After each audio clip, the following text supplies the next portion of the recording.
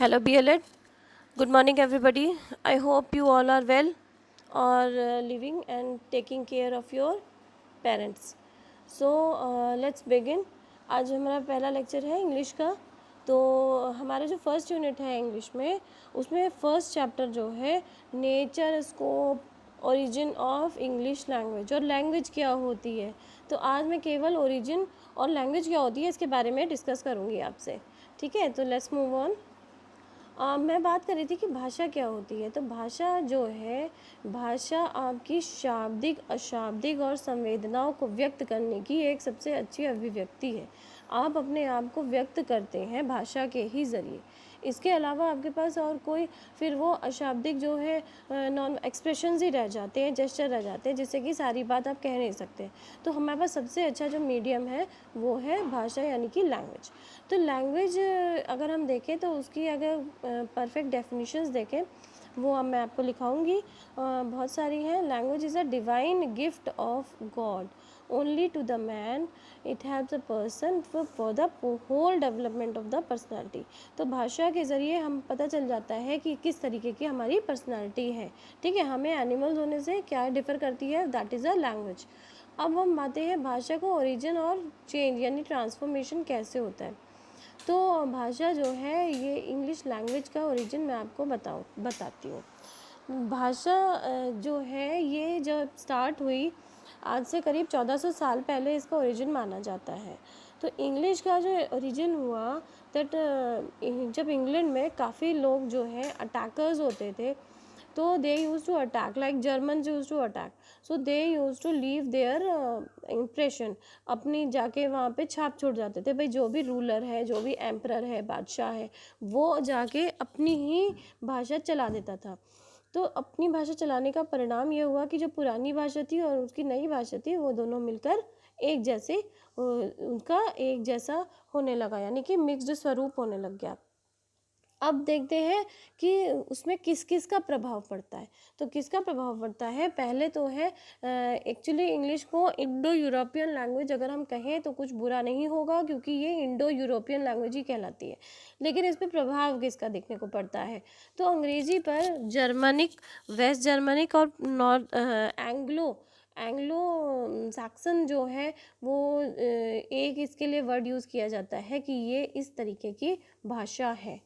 तो ठीक है, आगे बढ़ते हैं। ये इसकी लैंग्वेज फैमिली है, इन भाषाओं से ये प्रभावित है। हम देखते हैं ना, बहुत सारे वर्ड जो है लैटिन के आ जाते हैं, तो लैटिन भाषा के भी इसमें बहुत सारे वर्ड्स हैं। इससे मिला के 26 जो होते हैं उसमें लेटर्स आ गए, इससे पहले बहुत सारे होते थे।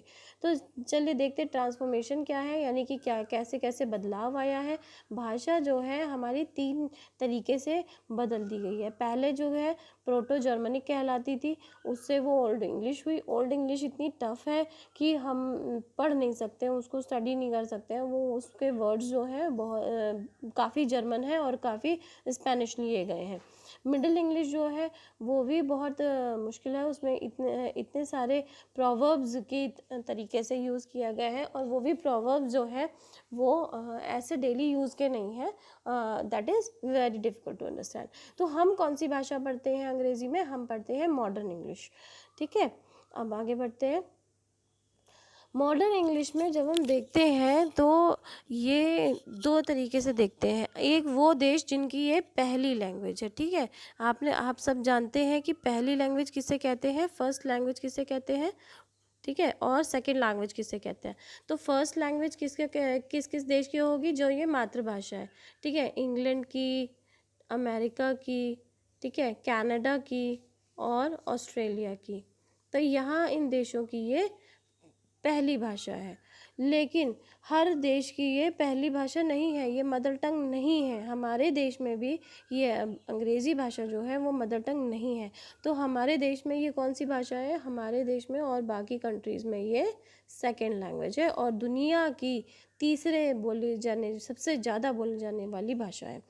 ठीक है, तो बात करते हैं। तो सेकेंड लैंग्वेज ये कहाँ की है, इंडिया की है।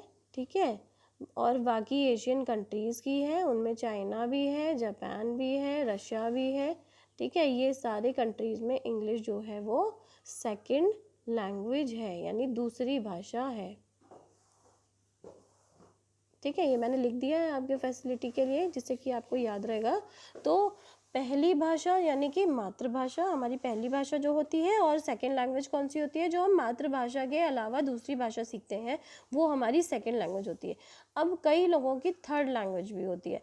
तो थर्ड लैंग्वेज किनकी होती है, जैसे कि साउथ इंडियंस है, उनके वो पहले अपनी मातृभाषा सीखते हैं, फिर सेकंड लैंग्वेज उनके लिए हिंदी होती है, और थर्ड लैंग्वेज उनके लिए इंग्लिश होती है, या सेकंड लैंग्वेज इंग्लिश होती है तो थर्ड लैंग्वेज हिंदी होती है। तो इस तरीके से करके वो 3 भाषाएं टोटल सीखते हैं। ठीक है, तो आगे बढ़ते हैं। इसी क्रम में मैं आपको बताना चाह रही थी कि ये तो देश हैं जिनमें ये भाषा बोली जाती है। अच्छा, दूसरी चीज़, लेकिन इंग्लिश को जो है एयर लैंग्वेज भी कहते हैं।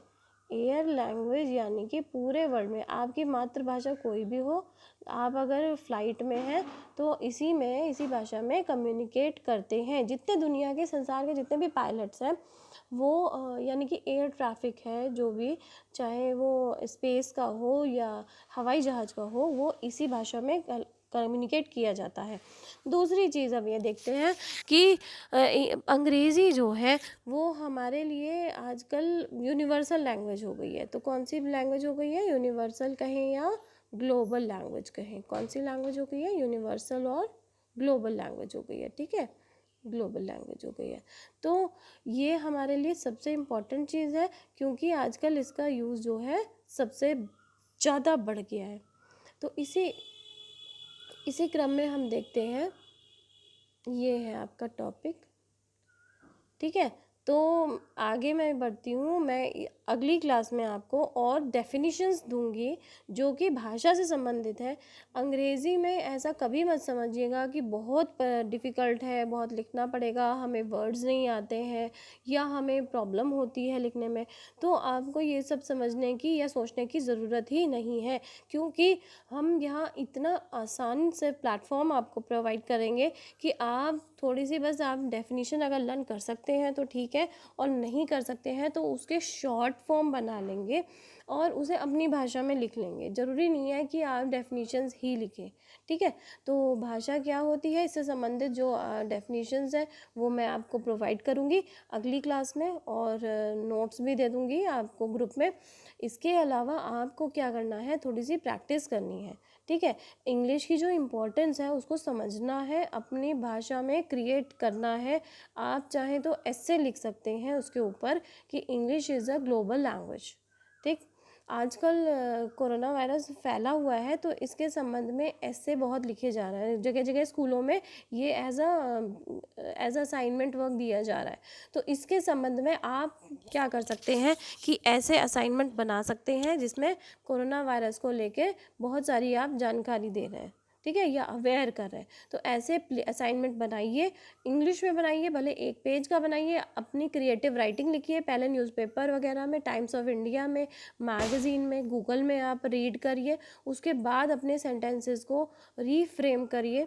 ठीक है, कॉपिंग अवॉइड करिएगा और ज़रूर से बनाइए। आप जितना थोड़ा थोड़ा पढ़ेंगे उतना ही आपकी इंग्लिश जो है अच्छी होगी। जितना आप दूर भागेंगे उस चीज़ से उतनी ही भाग लेना चाहिए, भागना नहीं चाहिए। सो आई मस्ट से दैट, इसलिए आप लोगों को क्या करना है, थोड़ा थोड़ा little practice is necessary every day.